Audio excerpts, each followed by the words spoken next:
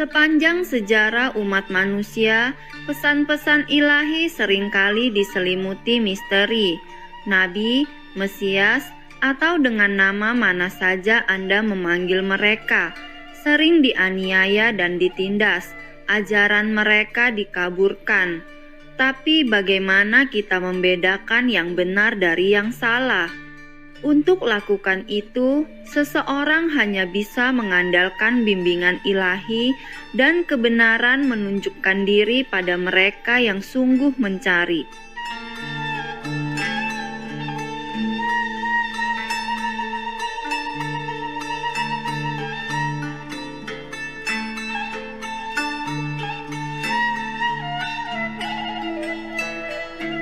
Para sarjana telah menghitung bahwa Raja Jayabaya telah meramalkan peristiwa dunia hingga tahun 2178. Beliau bahkan memberi nama tiap abad berdasarkan sifat zamannya. Misalnya, abad terakhir yang Prabu Jayabaya titahkan disebut Kala Surasa, zaman kedamaian, dan penanggalan dari antara 2079 sampai 2178. Tapi sebelum itu, mulai dari di akhir abad ke-18 akan ada kala bendu, zaman angkara, di mana perilaku manusia akan sangat tersesat. Orang akan menjadi semakin tertarik pada kepentingan duniawi dan jatuh ke dalam kejahatan dan penderitaan. Dalam bentuk penindasan, para penjual yang menipu, perang dan kejahatan, kemiskinan dan lain-lain. Namun saat melupakan kemuliaan mereka, jiwa-jiwa akan merindukan akan jalan yang benar. Abad setelah kala bendu disebut kala subah, zaman bahagia, dan itu akan terjadi dari sekitar 1879 sampai 1978. Ini adalah zaman berisi tentang ramalan yang paling dinanti dari Prabu Jayabaya, kedatangan Ratu Adil. Ratu Adil artinya sang raja atau ratu perdamaian dan keadilan.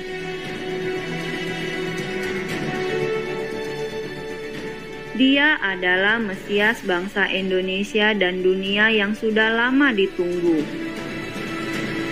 Benarkah Mahaguru Qinghai adalah sang Ratu Adil?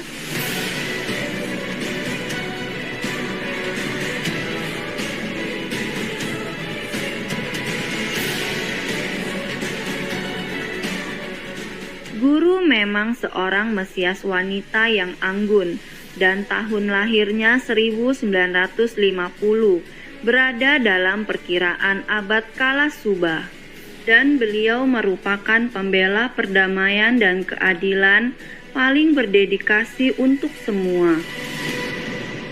Justice for all animals. Animals, they are helpless. And they have been tortured, killed, maimed, mistreated every day in our so-called civilization. This is not civilization, it's barbarous, I'm thinking. Because even in humans' law, we only punish the bad ones, the criminals. The animals, they do nothing. They're no criminals. Why they have been subjected to such kind of, what's the nightmare, what's the imagination kind of treatment?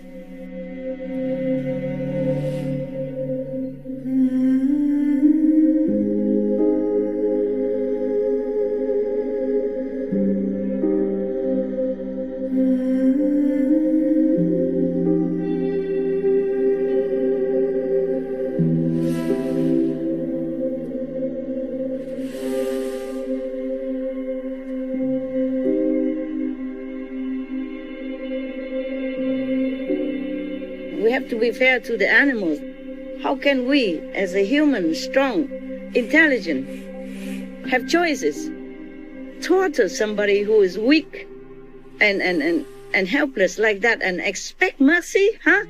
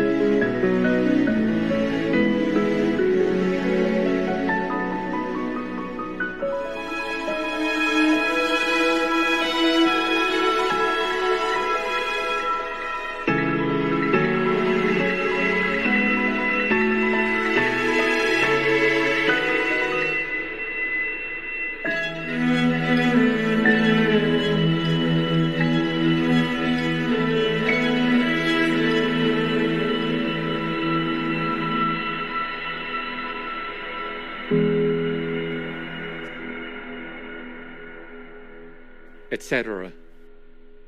Justice for children.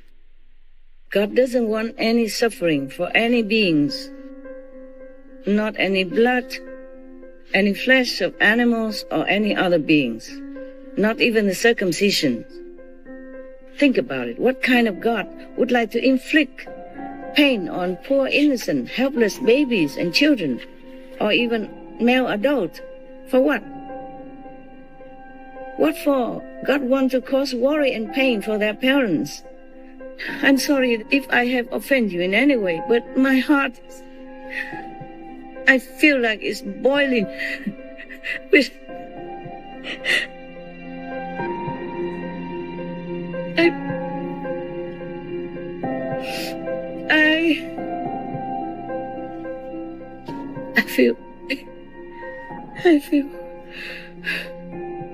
I feel like something boiling.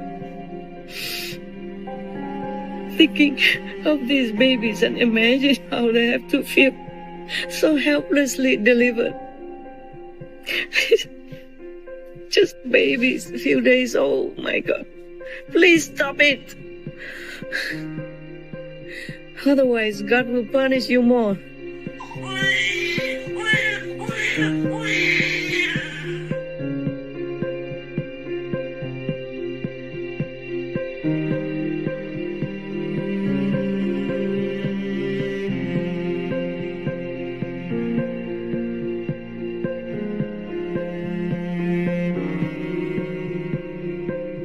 Or in Africa, the woman organ has to be mutilated. Otherwise, she's not a good girl and cannot marry. Really, when I read all that, I just could not bear. Not just torture animals, torture each other for no reason. And what for the girl have to be married off anyway? Huh? Can she not just live alone and be free? Yeah. And even blaming the girl, if not married, then she's not a good girl. For what? It's a proof of nothing. You married or not.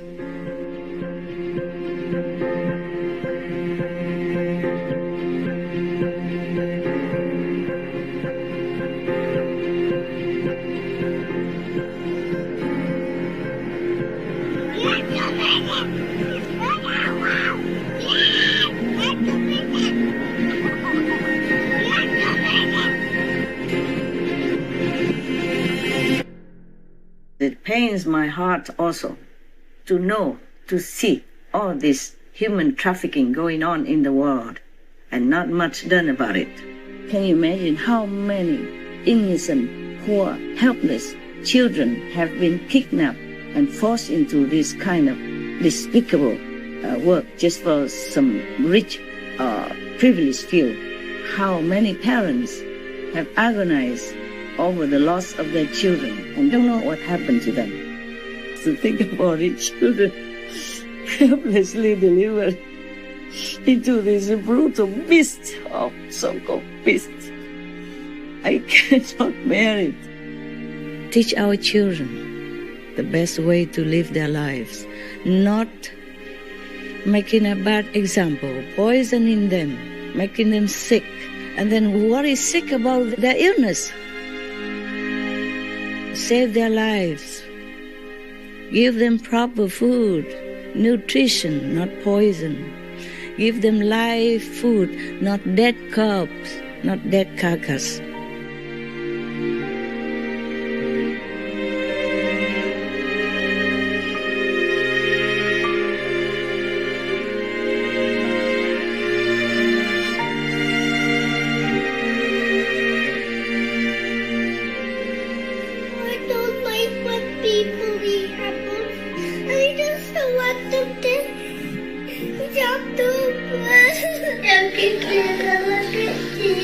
Tá, vou deixar ela quietinha então.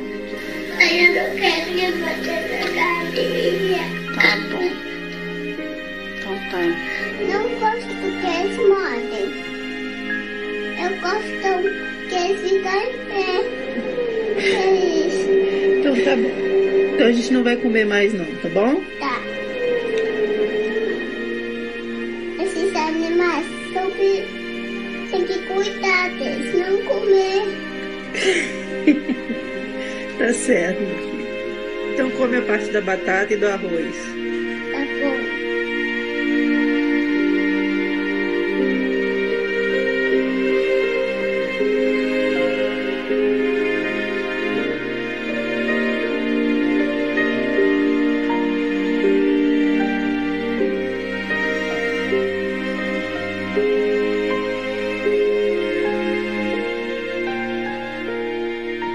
And even if the planet will not be gone, it will be like a burning inferno. And I don't think any good parents would like to imagine their children or their grandchildren be burned in such an inferno like that.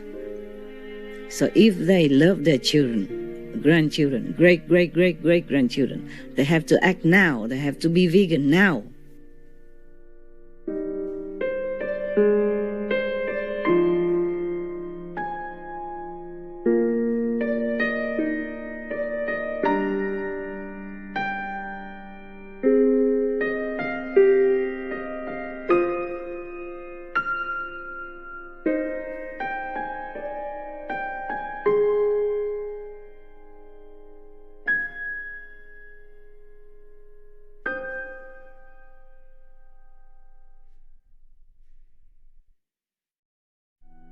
Justice for victims of climate change and its root cause meat consumption. How many more people have to die? How many more islands, nations have to sink for that piece of meat that we put in our mouth? How many millions more climate refugees we want to look at for that piece of meat that we put in our mouth?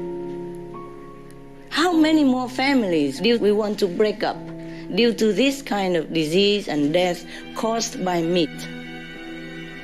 How many billion more animals we want to see cramped, suffer, agonizing in those cramped, small crate factories for that little piece of meat that we put in our mouth? That we could change. How much more grains, food do we want to waste to raise animals at the cost of starvation of millions of other people?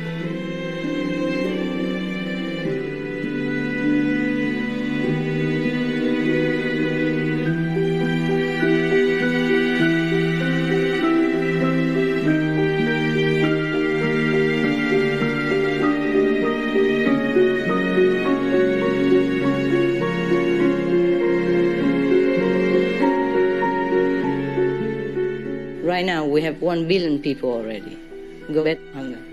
Every 5 seconds, a child dies from hunger. How long we can afford to bargain in the face of this suffering of our own kind and of the animals of the environment?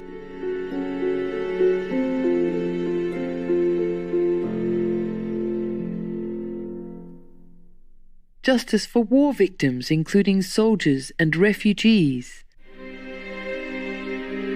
These soldiers, they are the most brilliant generation of our time. They're not born to die. I don't care die a hero or die a what. It's the same. It's a waste of resource. They're able-bodied, they're intelligent, they're strong, they're handsome. And it costs millions of dollars even to raise him. And so much love from the family and friends so that he grow up like that. But he's supposed to go out there and shoot somebody he don't even have any enmity with. The soldiers are in the prime of their life, and they are also very idealistic. So this good and pure energy and enthusiasm has to be used for peaceful purpose, for building the world, for helping the needy. Yeah, that is the kind of heroism that the young people love to spend their energy on. They would love it.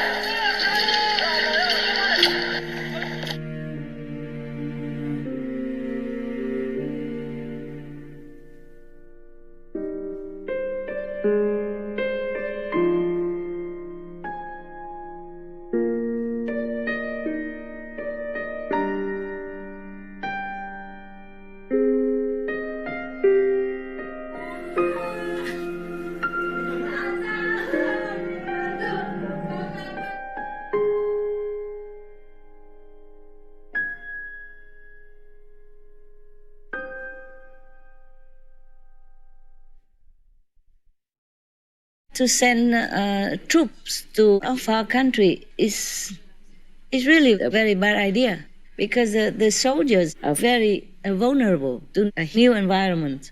How frustrating and how discouraging for the soldiers to continue like that, and even years and years and years on end, to be far away from your friends, your family, your wife, your children, and then go there just every day, just concentrate on killing people and also fearing to be killed. This is psychologically very, very disturbing. It's not a human way to behave. We are not born to kill.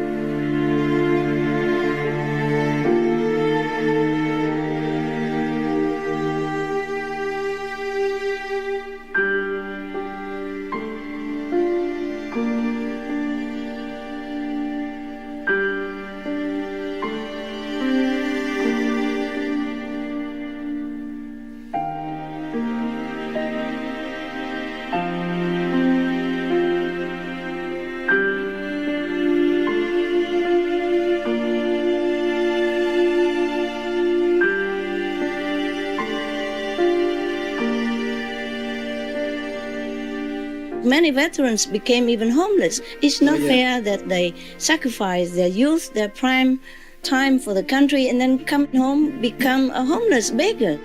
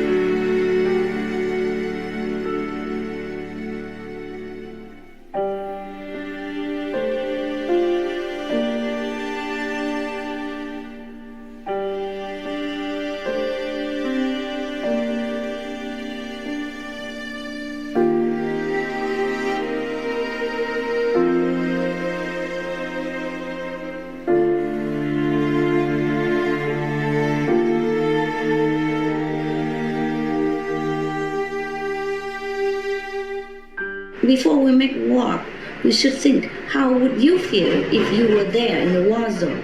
If any time at all, in 24 hours, you live in fear and anxiety and panic that any bomb could drop onto your house anytime and kill everything in your family, everybody, or maim them or disable you and your family member, huh? And suffering so much. And in some zone, they don't even have doctors nearby. You see, they have to travel many days or many hours at least to go to doctor, and they might not even survive. And meanwhile, they suffer so much. I ask people who try to make war or compete with each other in war, please imagine if it's you.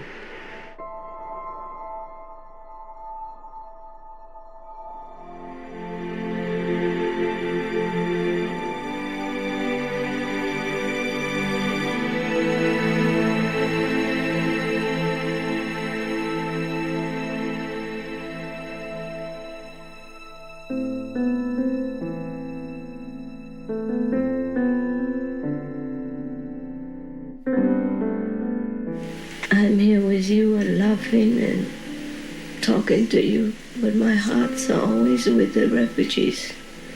I know how they feel every day. When they were on the sea, many lives were killed by the pirates and so much danger on the little boats with not enough food, not enough oil, not enough everything. They all know this and they still fled.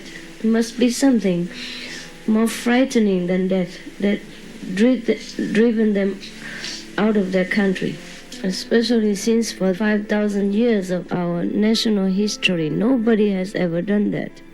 I would not mind to walk all over the world and pleading all the governments for their sake.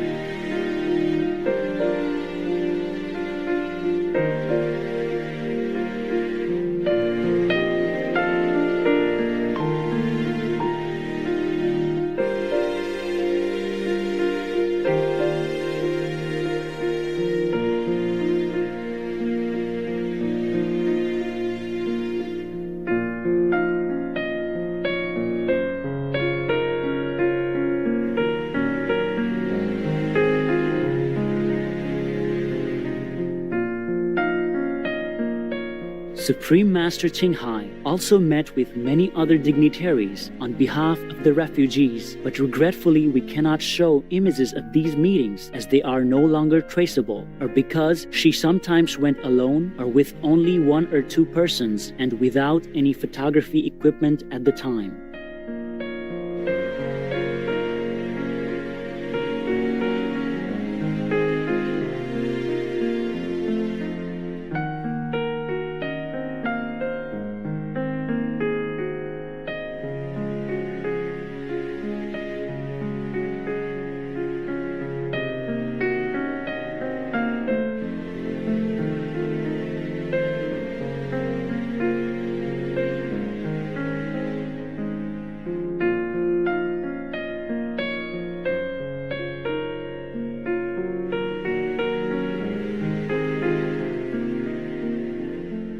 etc. Supreme Master Ching Hai is deeply grateful to the beloved God for all the financial help, comfort, and support to the afflicted and needy, and/or any good cause over the years, as a humble vessel for His compassion and love toward His precious children. Justice for minorities and the marginalized. This is the trap, this is the tricks of the bad ones, who try to get power over people. Not only they try to divide us from God, make God a fearsome person, a being that's revengeful and punishing God, but they even divide us people as a whole, as a human race. Yeah, try to tell the white people that blacks are bad, and try to tell the dark people that the light-skinned people are evil. When I look at you, I think of chocolate. And, all colors are beautiful. There's no difference, just different flowers. So when people fell in love, it doesn't matter if you fell in love with a woman or you fell in love with a man, or if a woman fall in love with a woman or a man fall in love with a man, it's all the same. I don't know why any people would forbid people to love each other or to express that love in a committed manner. Love is love. I do not despise people who take drugs, take alcohol, or use in various, however, so-called lowly, cheap substitute to gain happiness, to forget the sorrow of life. I just think they use the wrong way, that's all. And it's a pity. If they know the other way, they would be the fastest for enlightenment. I feel these people are also very near the renunciation stage, near monkhood. Because they reject this kind of material, transitory, ephemeral life. It's not good enough for them. That means they are very noble. Just they don't know how to achieve the real happiness. 有一个，我想请他进来，吃而已，他们就赶他出去。他有钱了，我有给他钱了，他把钱弄出来，然后我替他讲话。我说他有钱了，你不能拒绝他，他是客户。我骂那个管理人员了，然后他才卖东西给他吃。不是认为乞丐人没尊严了，不是了，他们运气不好。这个运气不好可以随时发生的，也可以对我们发生的。One time I recited a poem about an escort girl, in Vietnam, who was in love with her customer, and the customer couldn't care less. But one of your brothers tell me, Master, why you recite the prostitute poem? I said, prostitute also have Buddha nature inside, no? And then he was certainly enlightened. And I was also enlightened as I said that. Yes, I really meant it. I really felt it that time. So don't try to look down upon them. Feel sorry for them instead. Yeah? If you can help them out of their not very pleasant or very honorable life, then you don't criticize.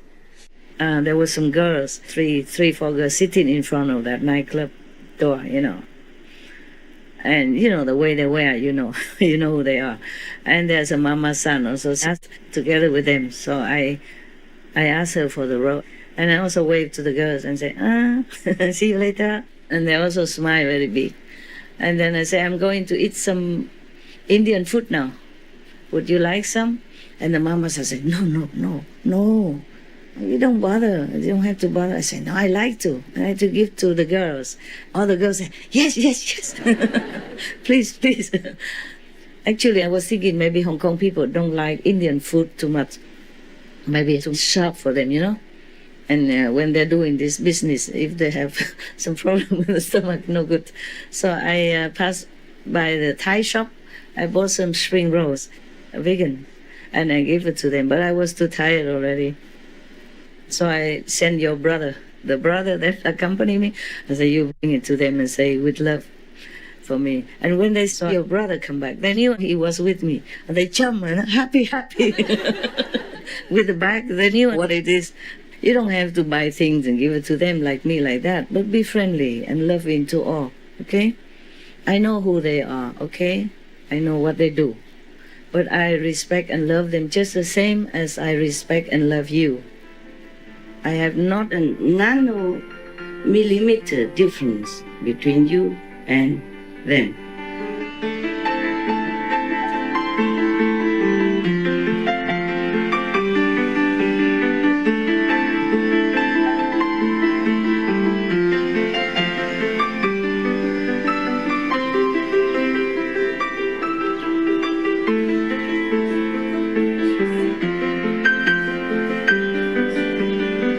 Until this world turns into a paradise and peaceful everywhere, our job's not done, okay?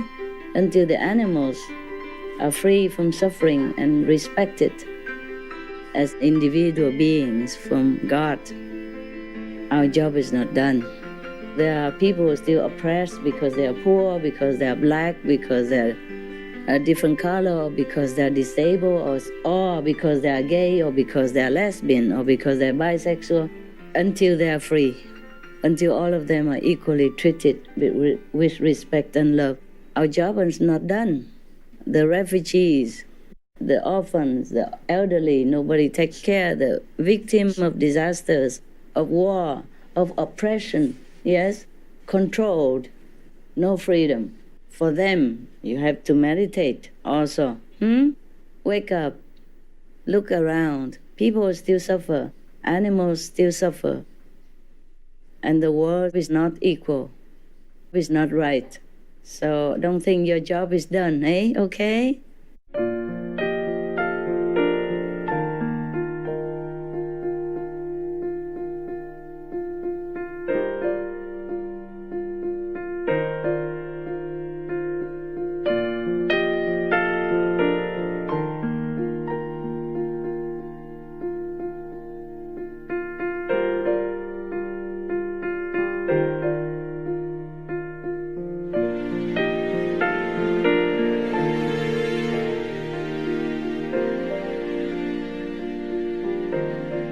Terima kasih pemirsa budiman telah bersama kami hari ini.